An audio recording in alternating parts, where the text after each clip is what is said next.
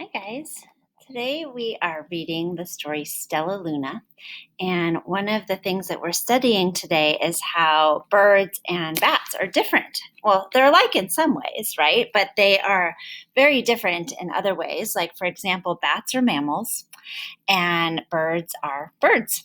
So that's one major way. But the way that they live and they sleep and they eat are very different. So this is a story that's kind of fun to listen to, and also you learn a little bit. In a warm and sultry forest far, far away, there once lived a mother fruit bat and her new baby. Oh, how Mother Bat loved her soft, tiny baby. I'll name you Stellaluna, she crooned. Each night, Mother Bat would carry Stellaluna clutched to her breast as she flew out to search for food. Can you see Stellaluna? Oh, there she is, tucked in there, holding on tight. One night, as Mother Bat followed the heavy scent of ripe fruit, an owl spied her. On silent wings, the powerful bird swooped down upon the bats. Dodging and shrieking, Mother Bat tried to escape, but the owl struck again and again, knocking Stellaluna into the air. Her baby wings were as limp and useless as wet paper. Down, down she went, faster and faster, into the forest below. I think that owl wanted to eat them.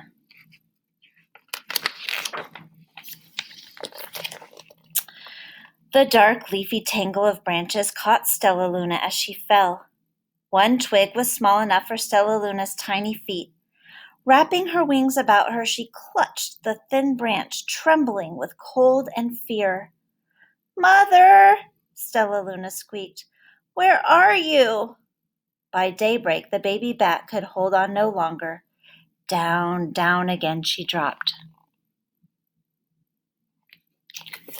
She looks scared and lonely and tired. Flump! Stellaluna landed headfirst in a soft, downy nest, startling the 3 baby birds who lived there. Stellaluna quickly clambered from the nest and hung out of sight below it. She listened to the babble of the 3 birds. "What was that?" cried Flap. "I don't know, but it's hanging by its feet," chirped Flitter. "Shh! Here comes Mama," hissed Pip. That's funny. Isn't it funny how one page can be so tragic and the next page can be kind of funny? Many, many times that day, Mama Bird flew away, always returning with food for her babies. Stellaluna was terribly hungry, but not for the crawly things Mama Bird brought. Finally, though, the little bat could bear it no longer. She climbed into the nest, closed her eyes, and opened her mouth.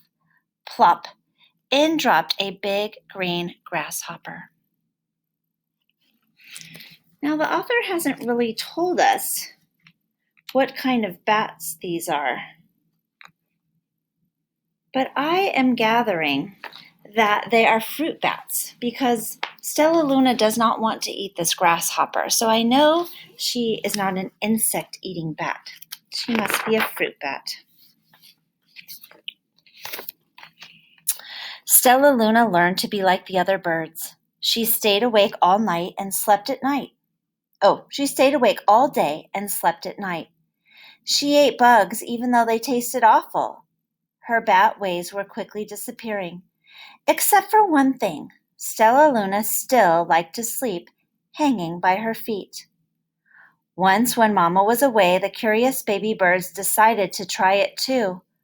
When Mama Bird came home, she saw 8 tiny feet gripping the edge of the nest. "Eek!" she cried. "Get back up here this instant! You're going to fall and break your necks!" So I'm noticing that the differences between bats and birds are kind of causing some trouble. Mama Bird's not happy. I wonder what will happen. Oh boy, this doesn't look good. The birds clambered back into the nest, but Mama Bird stopped Stellaluna. "You are teaching my children to do bad things. I will not let you back into this nest unless you promise to obey all the rules of this house. Stellaluna promised. She ate bugs without making faces. She slept in the nest at night, and she didn't hang by her feet. Stellaluna behaved as a good bird should. That would be hard to have to act like something that you weren't. What do you think? All the babies grew quickly. Soon the nest became crowded. Mama Bird told them it was time to learn to fly. One by one, Pip, Flitter, Flap, and Stellaluna jumped from the nest. Their wings worked. I'm just like them, thought Stellaluna. I can fly too. That must feel good to find a way that she could be the same as the birds. Pip, Flitter, and Flap landed gracefully on a branch. Stellaluna tried to do the same. Oh dear. Looks like she has different kinds of feet. How embarrassing. I can see the look in her eyes. So embarrassed. I will fly all day, Stellaluna told herself. Then no one will see how clumsy I am. Do you see how her claws are holding onto the branch like that? Do you remember when we labeled our bat yesterday, and we labeled that claw? It's interesting to see how she's using it. The next day, Pip, Flitter, Flap, and Stellaluna went flying far from home. They flew for hours, exercising their new wings. The sun is setting, warned Flitter. We had better go home or we will get lost in the dark, said Flap. But Stellaluna had flown far ahead and was nowhere to be seen. The three anxious birds went home without her. When you're anxious, you're a little bit worried. You have that nervous feeling in your stomach. All alone, Stellaluna flew and flew until her wings ached and she dropped into a tree. I promised not to hang by my feet, Stellaluna sighed. So she hung by her thumbs and soon fell asleep. She didn't hear the soft sound of wings coming near. All right, so it's nighttime and wings are coming near. Do you think those are bats or birds? What would be awake at nighttime? Hey, a loud voice said. Why are you hanging upside down? Stellaluna's eyes opened wide. She saw a most peculiar face. I'm not upside down. You are, Stellaluna said. Ah, but you're a bat. Bats hang by their feet.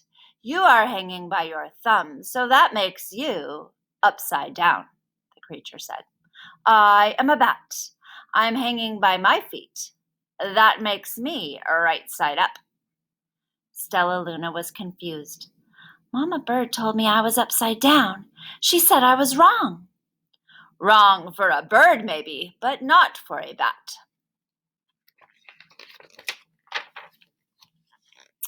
More bats gathered around to see the strange young bat who behaved like a bird.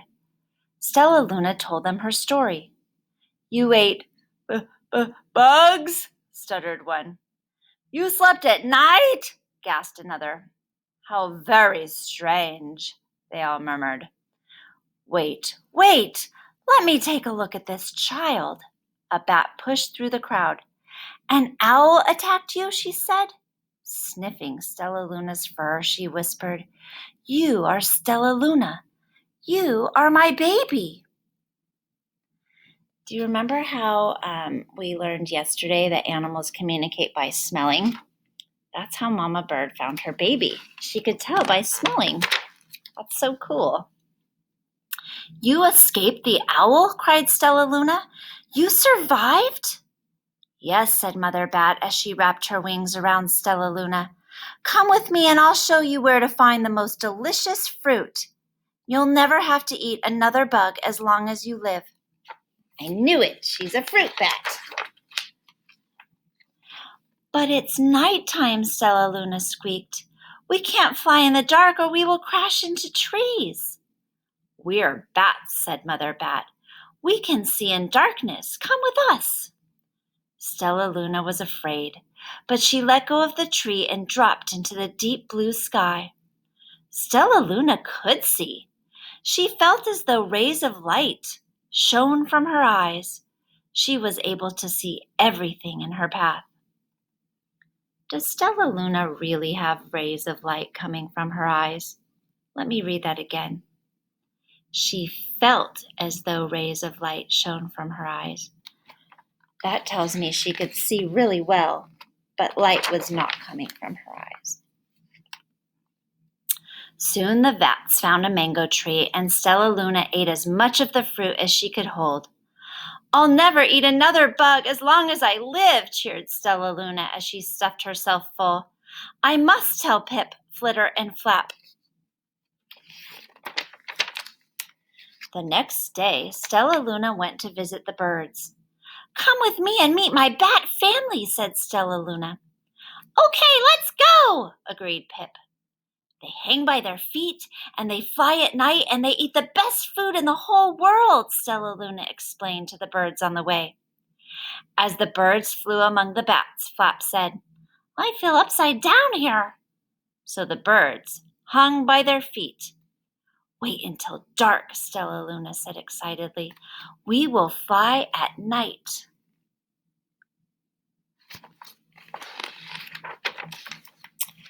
When night came, Stellaluna flew away. Pip, Flitter, and Flap leapt from the tree to follow her. I can't see a thing, yelled Pip. Neither can I, howled Flitter. Ah! Shrieked Flap. They're going to crash, gasped Stellaluna. I must rescue them. Stellaluna swooped about, grabbing her friends in the air. She lifted them to a tree, and the birds grasped a branch. Stellaluna hung from the limb above them. When you grasp a branch, you hold it really tight. You're just holding it because you're kind of worried you're going to fall.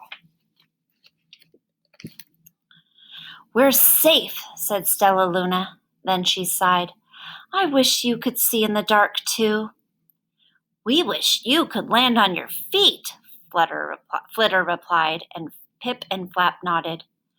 They perched in silence for a long time. How can we be so different and feel so much alike, mused Flitter. And how can we feel so different and be so much alike, wondered Pip. I think this is quite a mystery, Flap chirped. I agree, said Stellaluna, but we're friends, and that's a fact. Oh, and look at this. At the back, there's bat notes, and it tells you all kinds of facts about bats. So the beginning of the book was a fiction story. It was make-believe because all the animals were talking. But at the back, it's called nonfiction, and these are true things about bats. Let me find one fact to read.